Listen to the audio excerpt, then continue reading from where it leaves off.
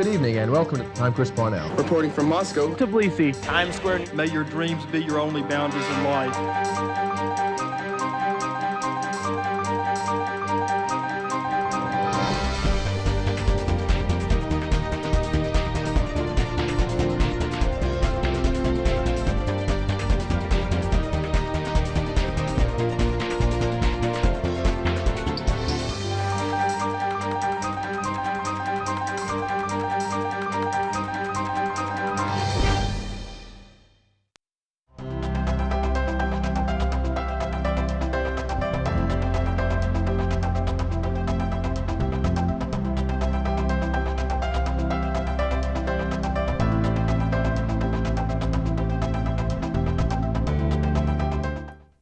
Welcome to Inspiring Leaders. I'm Allison Long of the Board of Directors of Leadership Germantown, and thank you for watching our program.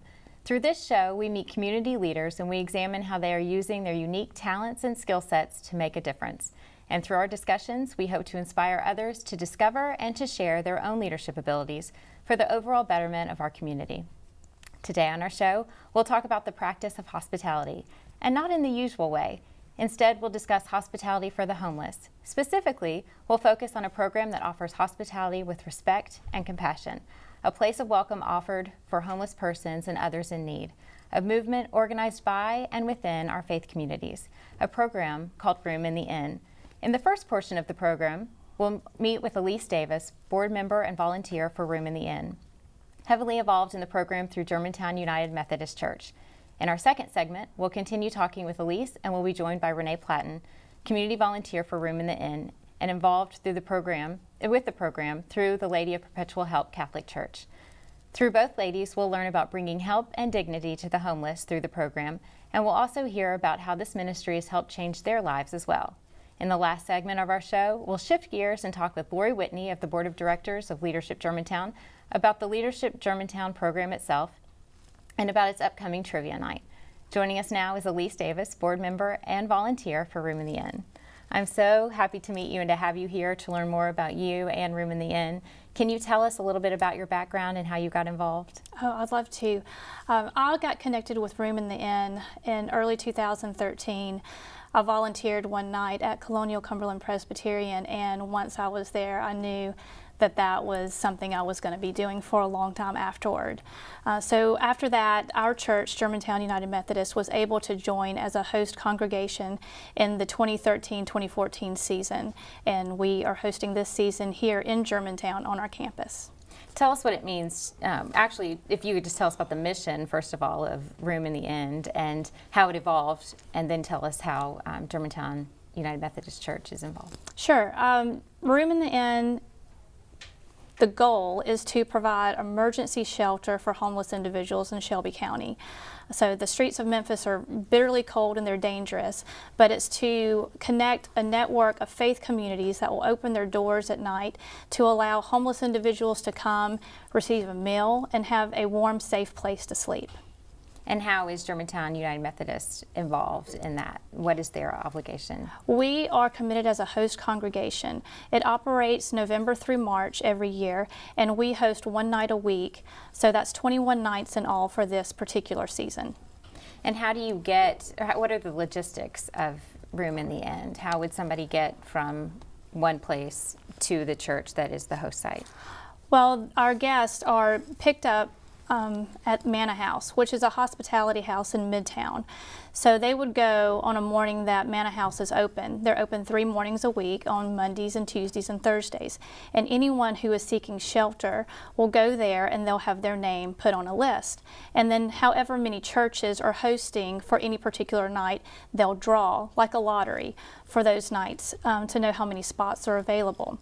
Once those people know that they have a place to stay, they'll come back at 5 o'clock on their given night, and then the church or the faith community that's hosting will send transportation, usually a church van, or sometimes it's just individuals' vehicles. They'll pick them up at Manna House, take them to their hosting site, feed them and let them stay overnight, have fellowship and treat everybody with love and respect, and then they get transported back to Manna House the next morning.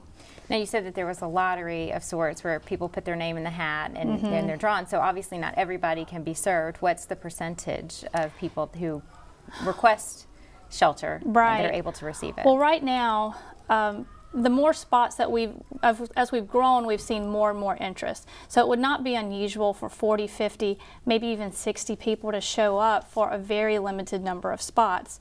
Room in the Inn, there are only a handful of congregations participating right now, and so there might be 12 spots one night, 24 spots another. So depending on how many churches are operating that night and how many people showed up, there might be 25 to 50% of the people seeking shelter that are able to receive it. Okay.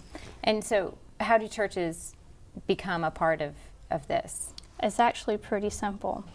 All they have to do is have a really passionate volunteer in their congregation who can organize other volunteers to come together and open up their home for our guests. So they just need a space where they can have up to 12 people sleep, and just organize the meals and have transportation to and from. It's really as simple as that. Mm-hmm.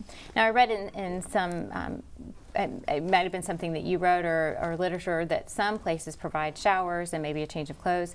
Is it Right. necessary for a church to have shower facilities? Or? Not at all. There's one congregation that hosts that does not have a church van. They don't have a shower. They don't have a clothes closet, but they're still able to provide hospitality. Our site, we have showers but no clothes closet. I'm aware of another site that has a clothes closet but no shower. So you just kind of give what you're able to, and everybody's just happy to have a safe place to sleep. Now, you mentioned churches and you mentioned Manna House. Is it just limited to churches, or could other organizations that have the space availability, could they be a part? Well, there's actually a restaurant in Midtown called Imagine Vegan, and they've hosted twice this season when it was really bitterly cold and there were more people that needed shelter than were able to receive it. They were able to take 5 people each time, I believe. So the model is normally for a dozen people to go to a site, but you know, anybody who has space and who is willing to step in and love on our homeless community would be allowed to do it. Now, I would imagine that the overhead is pretty low, considering it's volunteers that do this. How, though, you would obviously need some funds to operate, and how do you go about raising the funds or getting the funds to make sure this happens? Well, there's donations in kind, and then we'll take financial contributions as well. I think it's important to differentiate between a host church or a host congregation and then the larger umbrella organization that's Room in the Inn Memphis. For each church, it's really low cost because volunteers are providing the meals, volunteers may be providing the transportation, and then congregates can donate the items that are needed. For example, if there's a shower, they can donate travel-sized toiletries, that kind of thing. So the cost is very minimal. But the larger organization has some costs to run, a little bit of overhead, things like utility costs that have to be covered for a building, and insurance premiums and things like that. Looking forward, as you continue to grow and expand, what are some items that are needed? Well, for the larger umbrella of Room in the Inn Memphis, we're really excited because First United Methodist Church, which is located downtown, has a building that they've donated for us to use with 2 other ministries that serve the homeless community. It's the Urban Bicycle Food Ministry and also the Ona Burrito Ministry. So that building, it's been not used for several years, and it needs a little TLC. So there is a list of things that could be used, commercial items like a commercial refrigerator, or people with skills like plumbing, heating and cooling, a little bit longer list for things like that. Where, if somebody's interested in helping, where would they go to find more information? They could go to the website, roomintheinn-memphis.org, or they could call, and if you go there, there's a link to get to our director, whose name is Lisa Anderson, and you can email her. Or if you get on that site, there'll be links to all the site coordinators for all the congregations that participate. Okay, great. Well, we're going to take a break quickly, and then when we come back, we're going to have another volunteer join us and continue our discussion. Great. When we return, we'll be joined by Rene Platten, community volunteer for Room in the Inn.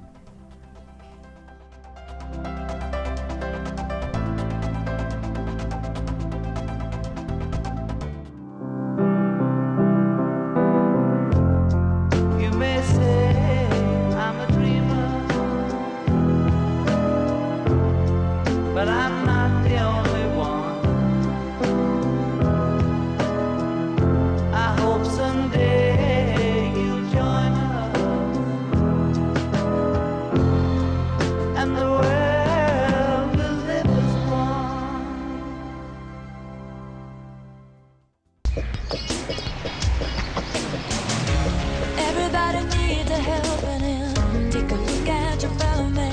Tell me what can I do today? Hey, let me get that for you. Everybody needs a helping out. If that ain't what it's all about. Tell me what. Thank you, young man. What can I No problem. do? What can I do today? Courtesy. Pass it on. I got it. A message from the Foundation for a Better Life.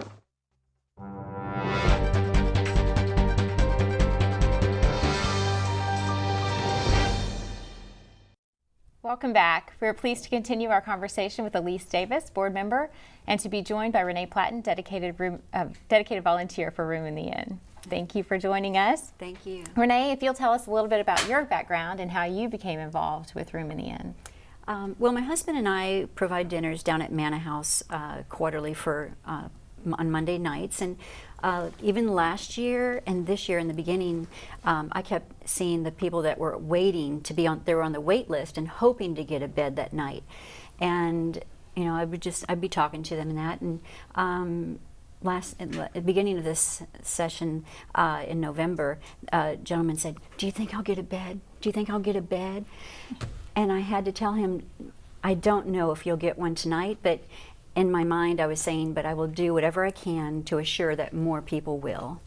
So I started working, trying to get different churches to open their doors, and it was taking too long. I wanted to get started, and luckily, Germantown United Methodist opened their doors to us to host in their church, and it's an amazing facility to host these guests, and we're thankful for that. And we started in January, and we volunteered for several nights at Germantown Methodist in the beginning to get familiar with it and everything. And weeks we do it every other week, and the weeks that we don't do it, I miss it. So that's how we got started. We're grateful, and we use our Our Lady of Perpetual Help volunteers to host at their church. Can you tell us what a good volunteer would be? I mean, who is a good volunteer for this? Anybody. I think anybody. A lot of times they might not feel comfortable at first, but I think once they realize and just sit there with the guest and realize they're just like you and I, you know, they might be had some bad circumstances happen to them, and they're trying to recover, and just to have that insight into their lives helps to make me a better person, you know. If somebody were to say that they would like to volunteer, and what should they expect to feel or to experience, what would you tell them? I would think that they might be pleasantly surprised. I've had several volunteers that came into the night very apprehensive, not sure they would feel comfortable, and then just learned that they really weren't that much different. They were able to carry on good conversation. They made a connection. They were able to look somebody in the eye that doesn't always get looked in the eye, and have a lot of respect there. And they came away saying that they felt more blessed in that evening than the person who was our guest was. That's true. Do you have something to add? No, I said that's so true. And we were talking that there's really no churches have gotten out of the program, but I was at St. Patrick's Church downtown last night, and it was their first night to host, and they're already saying, how can we do more? You know, once they just feel how comfortable you can be in that situation, and we played games, and people, they don't complain. They're so grateful and gracious guests. How do you feel that Room in the Inn makes a difference in the lives of the guests that are served? I think it just gives them a really safe place. It's when they have a spot, when they can come and be somewhere like Room in the Inn, they know that they're going to have their own individual bed. They're not going to be forced into a shelter situation where it's really overcrowded. We keep the numbers small, so it's really a community, and we try to treat them as guests in a home. How has Room in the Inn made a difference in your lives? I mean, I'm flabbergasted at the difference that it makes. I mean, it's been such a big deal for me. It really has my heart. They feel like friends to me. They're not homeless people. They're not guests. They're friends. Right. And, you know, as they walk in, you know, you see them several times a month, and I hugged at least 4 or 5 last night, and hey, did you get your job? Or you care about them. You just wonder, how are they doing this week? I wonder, if she's feeling better. You just connect with them. Mm-hmm. That's what's important. Now, if you want to volunteer and you're not a part of a church congregation, how would you go about getting involved? I would suggest seeking out whatever congregations may be nearest to you that's a participant, and finding their site coordinator. Very soon that will be on our website, and they would be able to locate the site coordinator for any particular area of town and maybe get plugged in that way. Okay. I'm sure you have short-term and long-term goals for Room in the Inn. Could you share those with us? Well, short-term and a permanent goal is to network as many faith communities as we possibly can. There are obviously more people seeking shelter than we're able to provide at this time, and we really do need more to come alongside us. But long-term, in a broader perspective, we're really excited about this building downtown. It used to be the Carpenters Guild, and so we're renaming it the Carpenters House. And those 3 ministries that are going to be there, we really see that as a way to serve the homeless community, to be another hospitality center, to be a place that they can come in and get a change of clothes or a shower, maybe even receive counseling. There's so many things we want to do there. Okay, and long-term is that's the long-term long-term. Okay, so I'm sure you have a wish list of things that you need to continue as you strive to meet those short-term and long-term goals. What are some of those things, and how do people help? Well, we can post a link to a wish list that we have on Amazon.com, and we've had good success with that, and that would be very helpful. We're always in need of, like she said, the toiletries and the t-shirt, undershirts and underpants for when they shower, that we can give them. Yeah, I think that's on the socks. Amazon wish list, the things that the clean t-shirts and underwear, socks. A pair of socks to somebody who is out in the cold is like gold to them. So those kind of items, coats, hats, scarves, gloves, anything that keeps somebody warm, just things like that. We have just a minute or so left. If there's anything that you haven't mentioned and I haven't been able to ask or think to ask about that you want to share with our viewers about Room in the Inn? I would just share that it's really such an easy thing to do. Homelessness is a very complex problem, and we're not about to solve that problem or change anybody's lives, especially in this way, but it is just a very simple answer to them being cold and hungry at night, just during these cold winter months. I commend the work that you're doing and the organization that you're part of, and I'm so glad that you're able to join us today and to share a bit about Room in the Inn, and I truly hope that you get an influx of churches and volunteers to continue to help. Thank you. Thank you. Thank you. We're going to take a break now, but be sure to stay with us. When we return, we'll be talking with Laurie Whitney of the Board of Directors of Leadership Germantown about their upcoming trivia night.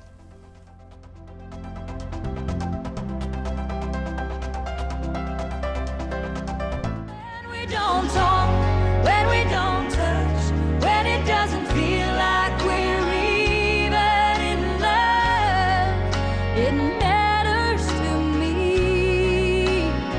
When I don't know what to say, don't know what to do, don't know if it really even matters to you, it matters to me. Well, you're wrong. I'm wrong. You're the one who misrepresented the facts. Misrepresent the facts? Are you kidding? Your proposal's ludicrous. My proposal will go exactly the way I say it will. My dead body. I think somebody needs a timeout. Oh, that's the power of one. Civility. Pass it on. One grain of sand can turn the tide.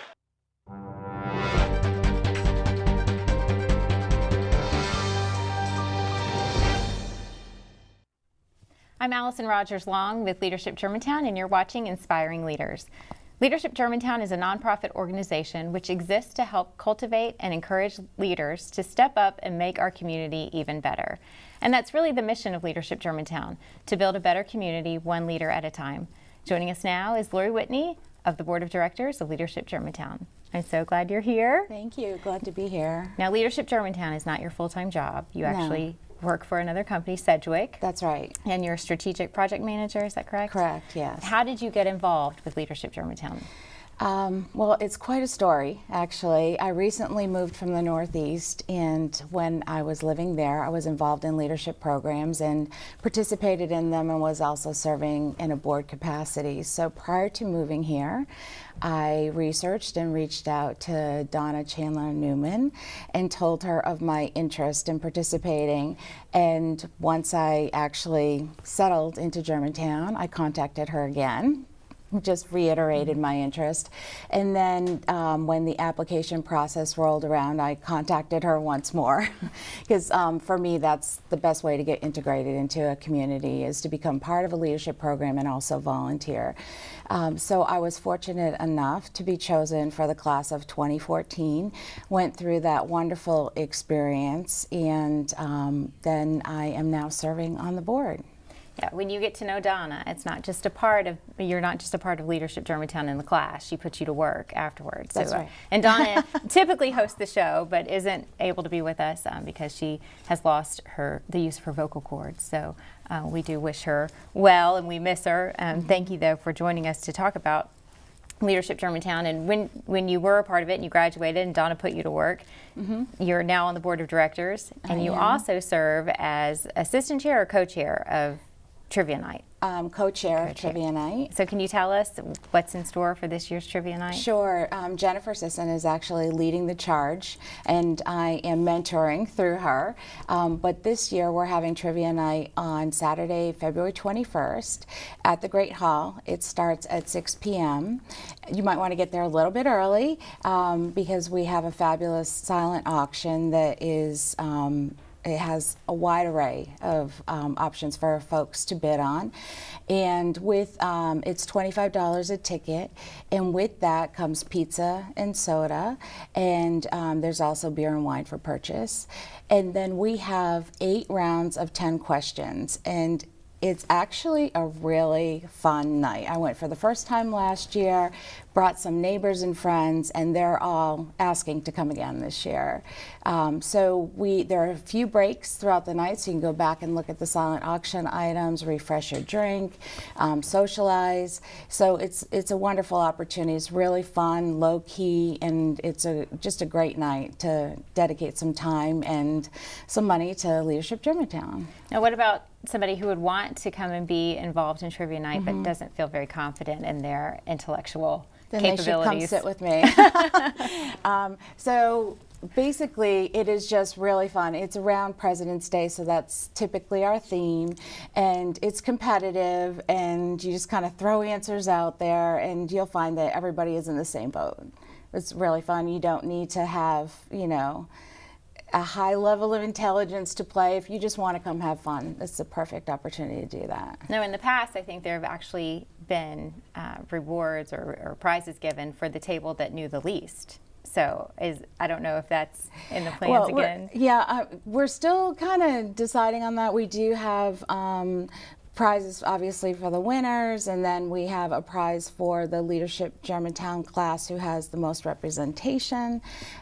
So a lot of that is still being finalized and worked out, but there's definitely great opportunities for prizes. Great. And then how do you get tickets again? You can you can get tickets at the door. Okay. They're $25 a ticket or a table of 8. And you can also go online to lgtrivianight.com and register right there. Great. Now, the class of 2015 is well underway, and I know they just got back from Team Trek. That's right. Which kicks it all off. And now, during this month, they have 2 sessions. The first session's about, County Education, is that correct? Okay. And Yes. do you know anything about that you can tell us? Okay, so I was able to go to Team Trek with them. This is a fabulous class, first of all, and there's some wonderful bonding that happened there. I think you're really going to be impressed with this leadership group coming through the ranks. And they're looking forward to the education session, which will both be county and municipal education.